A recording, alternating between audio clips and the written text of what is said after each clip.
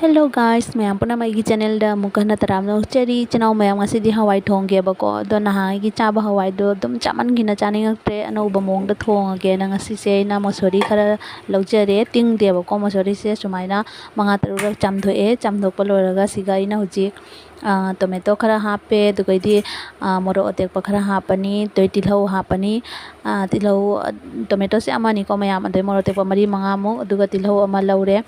aduga alu da khoi alu ama khang ne alu baja tawbada sembado ko adumaina seme aduga asiga aina machu maroi pura ma haptro bane ba ko ado hapade phajana utpangam hautre ado machu maroi hapchale jumgi chanaba machan do ko adu loraga thum hape adai chamos se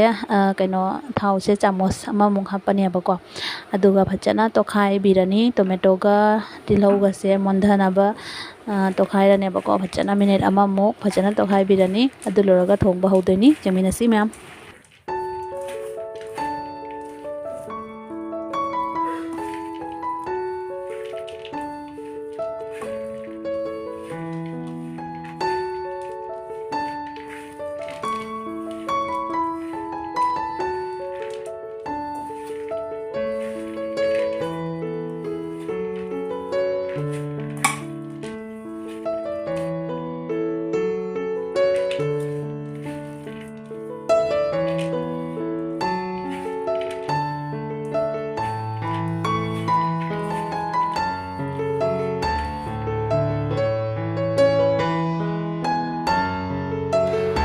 mayam hoji na tot pa loire ba ko tot pa loraga duga khang do ina thong ba su jai ba ko do ina khara jang na munna ba ina mayam cooker oina laujare cooker siga thau khara ma heirane ba ko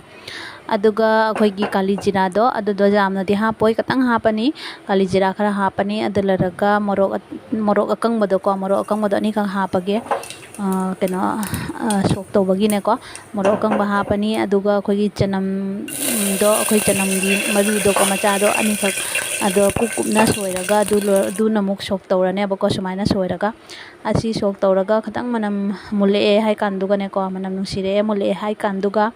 akoina hajik ngasai na mosori noina thambado adu dumu hapchalane ba ko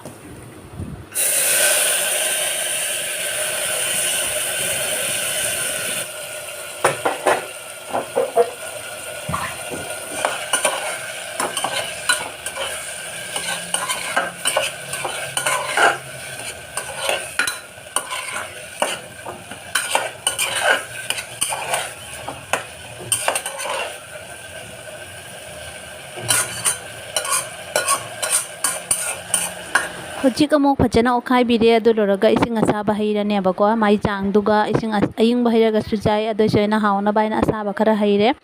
adu mayam city di ani raktang kamhandoi ne ba ko jamna to hen ba ja de ba to helaga di haute ba khoi barbar to hi ba do adu oi di haute adu mayam sigana mo ai jerum se ama noire ba ko duga kukumna jerum tan hauraga duga hawai siga mung thada doini mahau to hen kat na bagi damak ta ko adu sumaina thong adine jam hatina haw bani angang sing na chaning da ba lega su cha bane ba ko ado hawai se sigi chang da ina kame kamaga hojik khang se mo hejalaga sawondoini mayam asiga mung jerum se hapchandoine ba ko ado si hinjang siga di mayam hi lang na chaba adum ba do haut tabane ba ko mahi akhoi khara nang law ba do aduna haw ba hen bane ado mayam su soidana try am tang toubiyu ba ko yam sati na haw bani ko isnaw mayam da try toubiyu ado hojik ai hapchalane ba ko jerum se hojik mulle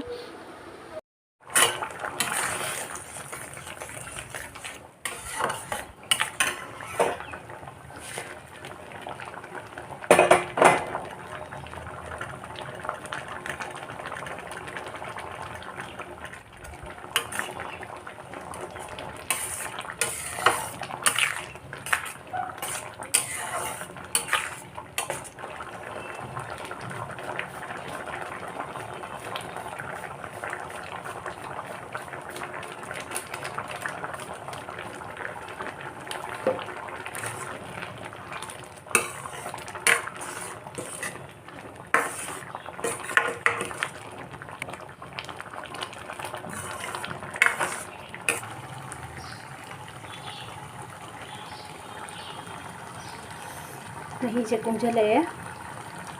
जी उखाना जिंगे मही से बगी मही लांग जाब haute बको सिगदी मही से पत्र पत्र चाबद हावनी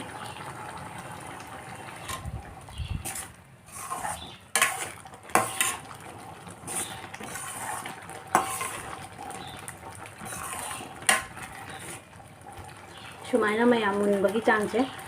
sumai ohendonebako akhoi bar bar bar toibado mahi langbado dumai oidona teba sumai ohendoni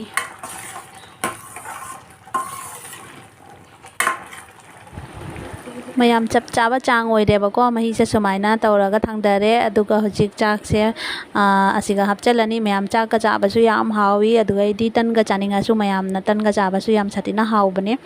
adu hojik idi chak ga charani aduna chak ta happe hinjang se aduga son side na akhoi gi keno hawai char gi achar ne bako mayam hawai char gi achar sisu sathina hawri u morok hawai char ga ne bako adu ngasi gi di mayam matang sa do loisalage thank you so much